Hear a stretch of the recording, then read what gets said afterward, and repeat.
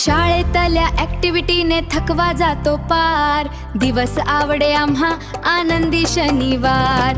खेळ गाणी गोष्टी आणि सारे बेसोमार, दिवस आवडे आम्हा आनंदी शनिवार. कधी जादूचे प्रयोग करतो, कधी बाटली तर पाणी भरतो, दोरीवरच्या उड्या मारतो, मैदानावर गोल मी फिरतो, घिरट्या घेतो चोहीकडे फिरते जणू घार.